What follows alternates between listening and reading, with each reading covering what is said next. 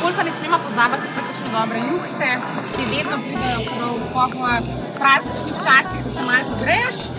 Tako da definitivno vedno prosimo ljudi, da se tudi na to spomnejo. V bistvu je pa vedno najboljše kupovati to, kar bi kupil za sebe, da pa boščiš še drugim tistim, ki težje živijo. Čokolino! To je pa obvezna stvar. Čokolina mora biti.